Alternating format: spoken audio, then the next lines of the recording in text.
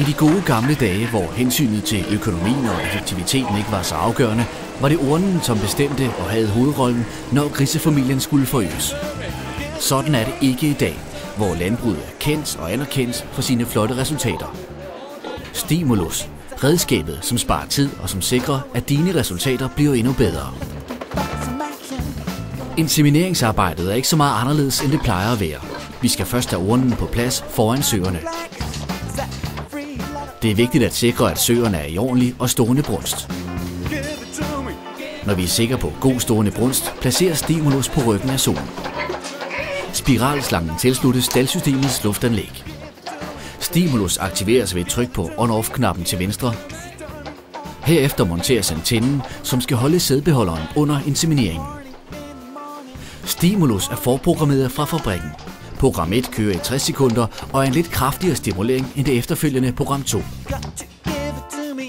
Bevægelserne, tryk og klem er en fuldstændig efterligning af urnens stimulering af soen. Når Stimulus er ved at være færdig med program 1, vil soen være klar til at blive insemineret. Og det gøres helt på sædvanlig måde, hvor det især er vigtigt at sikre, at katheteret er korrekt placeret i soens børehals.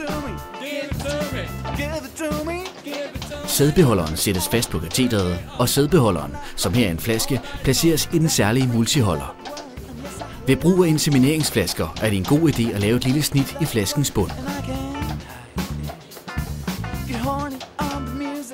Når Stimulus er ved at være færdig med det første, lidt kraftigere stimuleringsprogram, skifter den automatisk til program 2.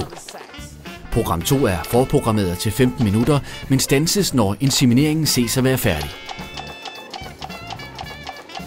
Program 2 stimulerer soen, mens hun trækker sæden, og det er selvfølgelig lidt individuelt, alt efter soen og forholdene, men det er ikke usædvanligt, at insemineringen kan gennemføres meget hurtigere end den almindelige manuelle inseminering. Medarbejderen, som her inseminerer 4 søer ad gangen, gør faktisk 3-4 mands arbejde og har samtidig god tid til at holde øje med processen og til at gøre sig sine notater. Stimulus gør arbejdet fuldstændig ensartet og bliver aldrig træt. Multiholderen gør det også muligt at anvende flatpacks, poser og tuber som sædbeholder. Multiholderen er forsynet med en klips, som kan holde poser og tuber og hænger i en gummistrop, som gør det muligt at justere højden alt efter soens opbygning. Når insemineringen er færdig, ofte før de 15 minutter er gået, slukkes for Stimulus. Spiralslangen klipses fri, og Stimulus kan placeres på den næste so eller på insemineringsvognen. Men altid klar til den næste opgave. Det er en god idé at klipse antennen fri fra Stimulus, når Stimulus ikke er i brug. Det gør det nemmere at komme rundt i stalden, og så er der heller ingen, som kommer til skade med antennen. Stimulus får strøm fra et genopladeligt batteri placeret i toppen. Batteriet lades op med den medfølgende lader. Stimulus sparer tid, er stabil og altid klar. Stimulus ser frem til at møde dine søer.